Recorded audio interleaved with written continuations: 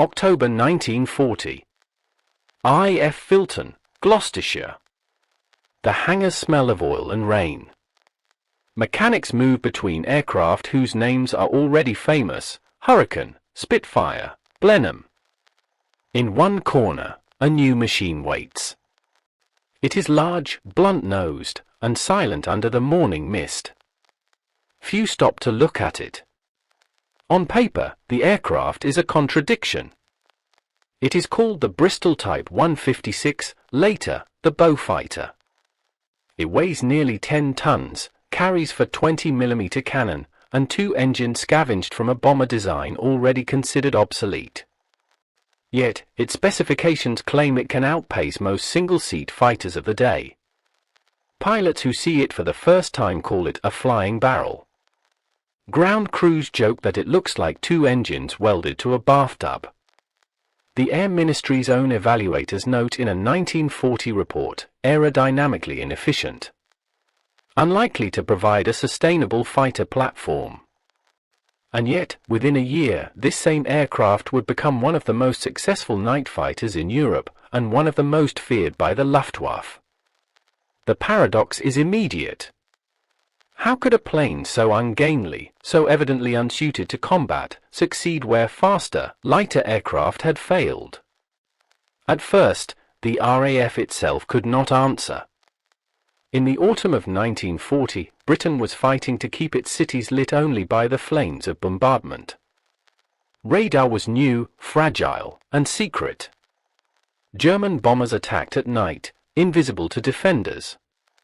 The nation needed a solution, but every promising design was either too slow, too lightly armed, or too complex to build in numbers. In this context, the Beaufighter's existence seemed almost accidental. Bristol engineers, short of resources, had converted the existing Blenheim bomber into a twin-engined heavy fighter. It was not elegant. It was not fast in daylight. But it could carry heavy cannon, and there were enough spare parts to build it quickly. Few believed it would make any difference. As one 1940 Air Ministry note records, the type shows potential as an interim measure, pending development of a proper night interceptor. That phrase, interim measure, would soon prove ironic. When the first Beaufighters entered service with No. 29 Squadron, pilots discovered something unexpected. The aircraft's weight, instead of being a disadvantage, gave it remarkable stability in the turbulent air of night combat.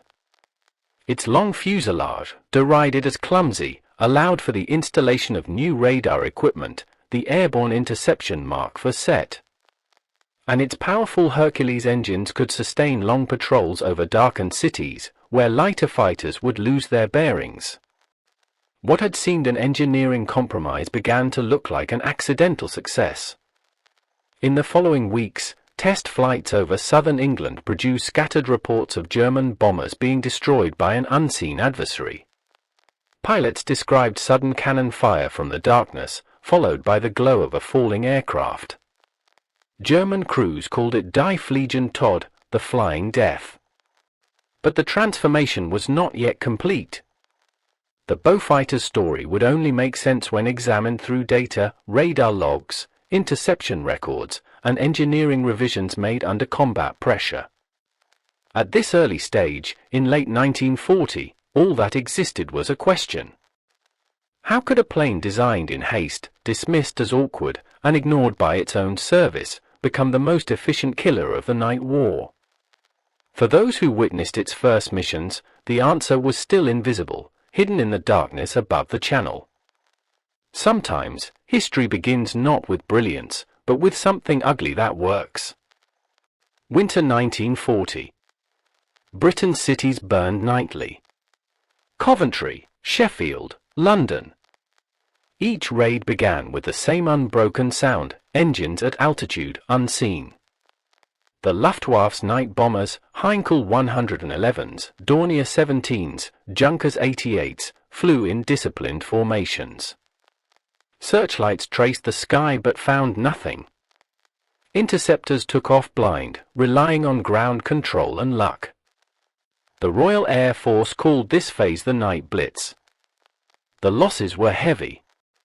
Civilian casualties rose. Morale trembled. By December, Air Chief Marshal Sir Hugh Dowding admitted in a private memorandum that the existing defense measures against night attack are almost wholly inadequate. Traditional fighter tactics had failed. The nimble Hurricanes and Spitfires that had defended daylight skies were useless in darkness. Their single engines and light frames gave them no endurance for extended patrols. Their pilots, flying without visual reference, often became lost or collided with the very bombers they were hunting. The Beaufighter was proposed as a stopgap, but the ministry still doubted it could fill the role. Its range was good, its armament heavy, but its sheer bulk and limited forward visibility made interception seem improbable. Even the radar equipment, the new Airborne Interception Mark IV, was unreliable in practice. Operators reported ghost signals, atmospheric interference, and unexplained returns. Yet the problem was not just technical. It was psychological. Fighter Command had been trained to think in daylight terms: speed, climb, maneuver. Night combat required an entirely different logic: detection, vectoring, persistence. Crews had to learn to navigate by instruments alone, trusting a voice on the ground to guide them toward an unseen enemy. The adjustment felt unnatural. In a January 1941 training report, Flight Lieutenant John Cunningham wrote, "The machine performs adequately, but we are essentially flying blind. Success, when it occurs, feels accidental." That phrase, flying blind, became the defining metaphor of the night war, though no one dared call it that in official documents. Data from the first 30 sorties showed minimal results. Between November 1940 and February 1941, Beaufighter squadrons recorded only 6 confirmed kills. Ground radar often lost track of targets. The aircraft's own radar struggled to distinguish friend from foe. The few successes came from luck: a coincidental bearing, a brief echo, a flash of exhaust in the blackness. Still, something about the airframe itself intrigued engineers. Its stability allowed radar operators to maintain lock-on for longer than in any other platform.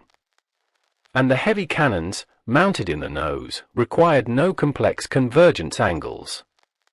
If the target appeared on the scope, and the pilot held steady, the effect was decisive. By March, research units at Farnborough began systematic testing. Engineers compared radar intercept data from the Blenheim, Defiant, and Beaufighter. The results were clear. The Beaufighter's endurance, twin-engine reliability, and space for a radar operator made it the only practical aircraft for continuous night defense.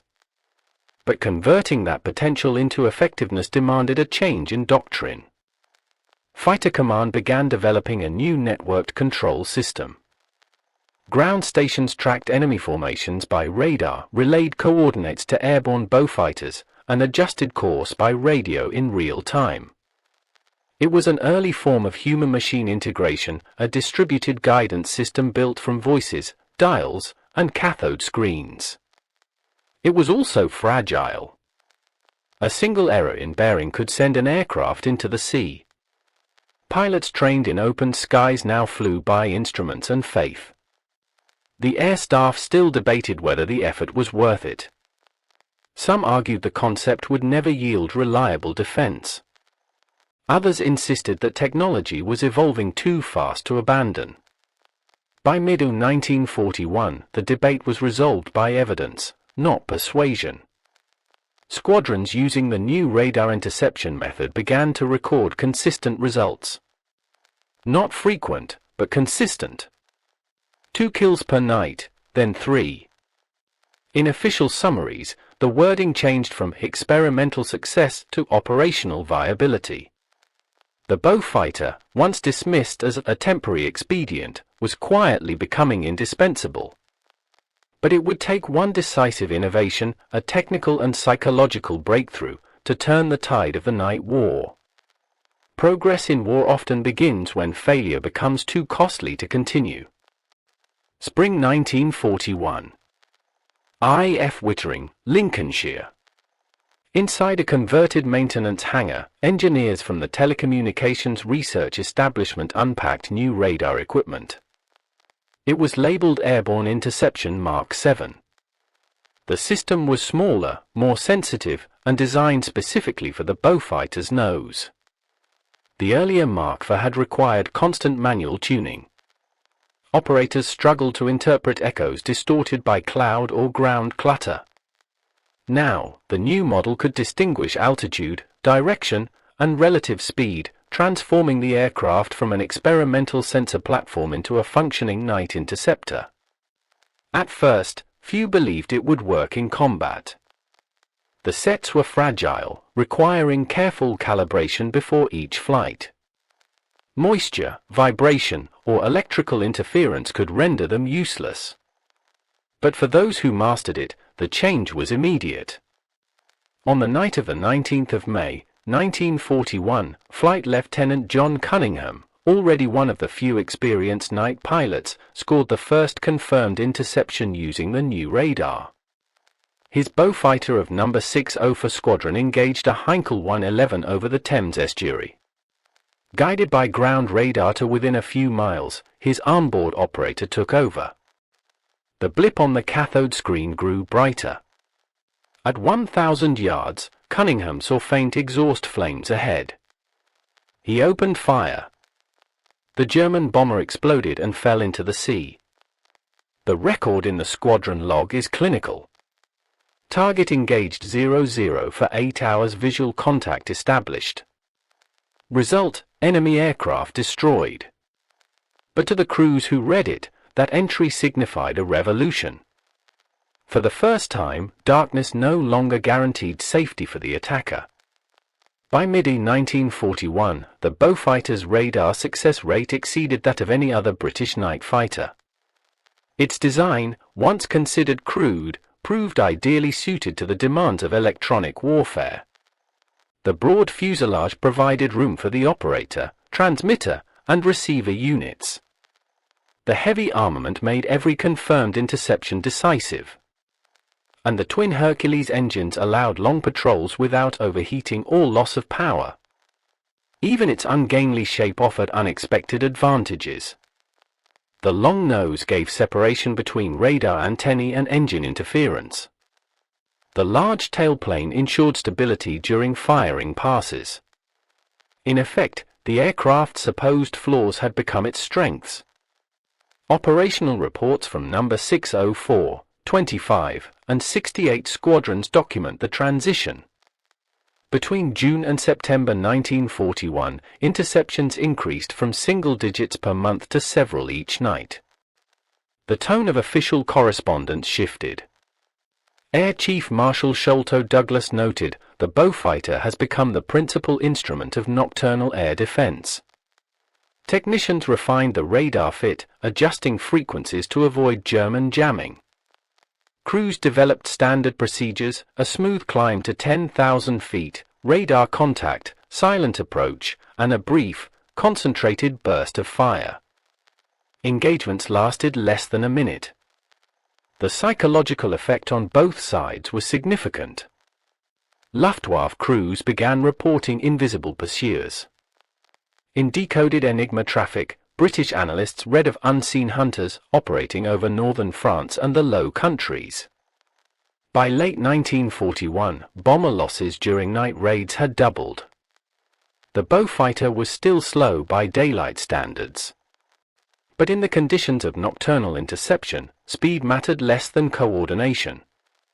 For the first time, radar, aircraft, and pilot training formed a coherent system, a closed loop of detection and response. It marked the birth of a new concept, integrated air defense. Engineers at Filton continued refining the design, introducing metal-skinned control surfaces and improved engine cowling for higher altitude performance. Each revision increased stability and reduced pilot workload. By the end of 1941, the Beaufighter was no longer regarded as a compromise. It was now a purpose-built machine, adapted perfectly to the unseen battlefield of the night sky.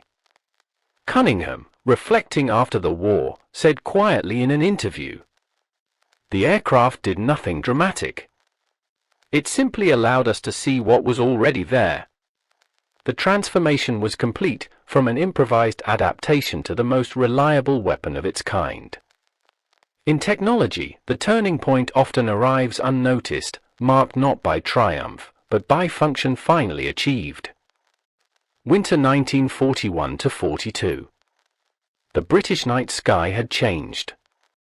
Where once the Luftwaffe crossed in silence, now their paths were measured, plotted, and intercepted. For the first time, data told the story more clearly than any eyewitness. Between November 1941 and March 1942, Fighter Command recorded 1,012 confirmed night interceptions. Over two-thirds were achieved by Beaufighter crews. At the same time, German bomber losses rose by nearly 50%. Civilian casualties fell in direct proportion. The numbers were crude but compelling. Analysts at the Air Ministry's Directorate of Operational Research compared sortie outcomes by type.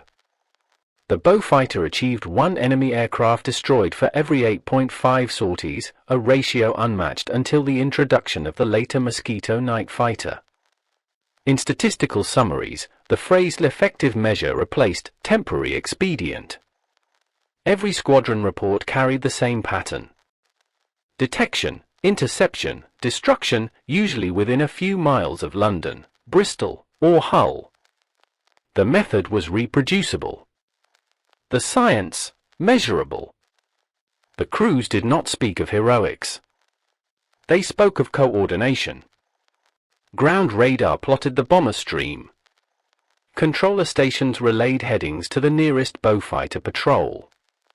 At the right range, the onboard radar operator took over, guiding the pilot until a faint exhaust shimmer appeared ahead. Then came the short, hard sequence: aim, fire, disengage. In the darkness, there were no visual records, no film reels, only logbooks and burnt wreckage recovered from coastal fields. Yet those traces proved the system worked. The Beaufighter's physical evidence told the same story. Engineers at Filton dismantled returning aircraft after heavy combat use. Bullet impacts were common, but the airframe endured. The structure, inherited from the Blenheim bomber, absorbed punishment that would have destroyed a lighter interceptor. The Hercules engines, though rough, seldom failed completely. Crews survived because the design forgave mistakes. The weapon fit was decisive. For 20mm Hispano cannon in the nose, 6.303 Browning machine guns in the wings, and later, rockets under the fuselage. No other fighter in the world carried that weight of armament in 1941. A single pass was enough. As interception records grew, so did confidence. What had started as a desperate experiment evolved into doctrine. Training manuals codified the procedures: radar coordination, silent approach, one attack, withdrawal. The repetition created reliability, and reliability became deterrence. By mid-1942, Luftwaffe mission planners began adjusting routes to avoid known Beaufighter patrol areas. Intelligence intercepts from German radio traffic reveal coded references to zones of death over the Thames estuary and the Midlands. In one decrypted message, a bomber commander warned his crews, "Do not descend below 10,000. Beaufighters hunt there." In purely operational terms, the results spoke for themselves. The Beaufighter's average operational life before loss exceeded 160 flying hours, nearly double that of single-engine types. Maintenance crews reported lower attrition rates due to engine redundancy. Production data showed over 5,000 units built by the end of 1942, serving not only in Britain but across the Mediterranean and Pacific. The aircraft's reach extended far beyond its origin. Coastal Command adapted it for anti-shipping strikes. Its radar, originally meant for night defense, now located convoys and submarines. The same characteristics that made it a hunter of bombers made it a hunter of ships. In each case, evidence replaced speculation. Reports, tables, and field evaluations confirmed what no one had predicted: the so-called ugly plane had become a global asset. The Beaufighter had not won the war, but it had proven something more fundamental, that necessity could turn compromise into strength when measured by results alone. By the close of 1942, a senior air staff memorandum summarized the transformation in one line. Type 156, performance validated under all operational conditions. Retain indefinitely. That single sentence marked the official recognition of fact. Proof, in war, is never a matter of belief, only of numbers that survive inspection.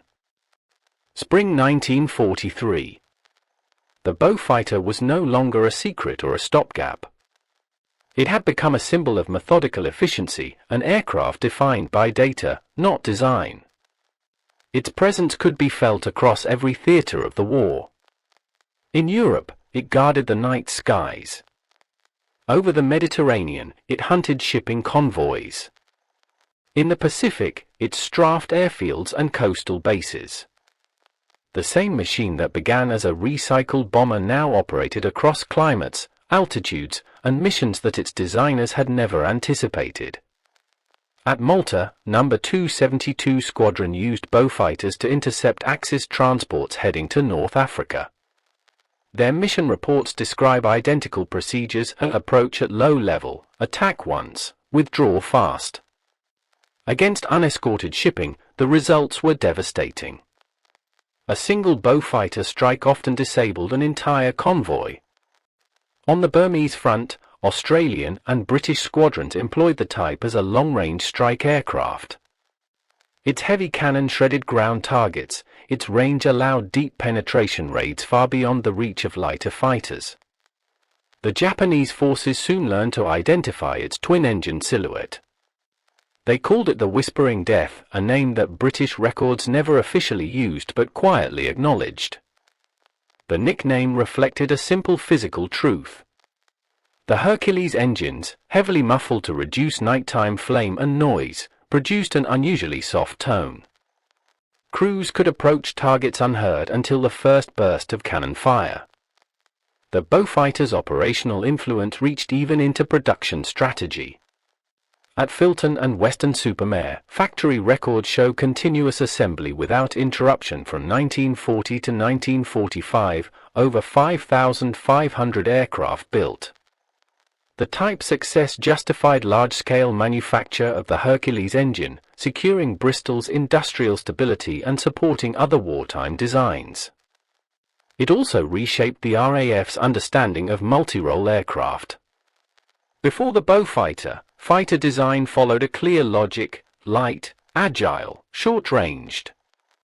After it, engineers began to think in systems, endurance, payload, adaptability. This conceptual shift directly influenced the next generation of British aircraft, including the de Havilland Mosquito and later the Meteor jet. Operational reports confirmed the aircraft's endurance under extreme conditions. At one Mediterranean station, ground crews logged a Beaufighter that flew 92 sorties without engine replacement. Another, operating from India, completed a 1,500-mile mission with one propeller feathered after mechanical failure, and returned safely. Such examples circulated quietly through Air Ministry briefings. They generated a form of respect different from glamour.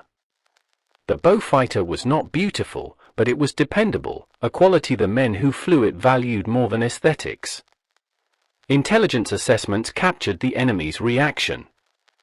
German analysts misidentified the type at first, believing it to be a new heavy bomber. Later reports described the fast, heavily armed night interceptor that renders bomber operations hazardous at all altitudes. In 1943, Luftwaffe training directives began to include explicit countermeasures for Beaufighter encounters, such as evasive diving and radar jamming. But the psychological impact was broader. For the first time since 1940, civilians could sleep through raids with some measure of confidence. The blacked-out cities still endured danger, but the fear had changed in tone. The sky, once entirely hostile, now contained a silent defender. In strategic summaries, the Beaufighter's contribution is often reduced to figures: sorties flown, tonnage destroyed, bombers intercepted. Yet behind those figures lies a deeper effect. It redefined how technology, improvisation, and discipline could merge into control of the unseen. When the Air Staff reviewed post-war lessons in 1945, they cited the Beaufighter's record as proof of concept for radar-guided aerial combat. It was the first aircraft in history to demonstrate that machines and humans could cooperate in a single sensory network, a principle that would underpin all later air defense systems. Its impact, therefore, extended beyond the war itself. Success, when measured by endurance and adaptation, often leaves its mark long after its shape is forgotten. The war was ending.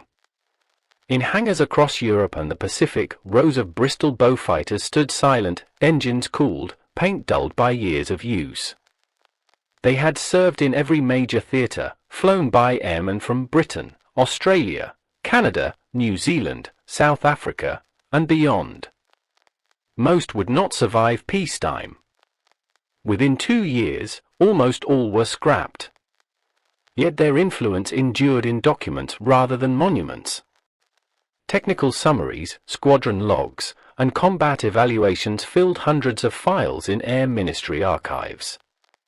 Together they described an aircraft that had never been planned as historic, but had become essential by sheer function. In one of the final wartime reports, dated September 1945, an RAF engineer wrote, "The Beaufighter represents the transition from instinct to instrumentation. Its success is not in its shape but in its system." That sentence captured what the war had proven.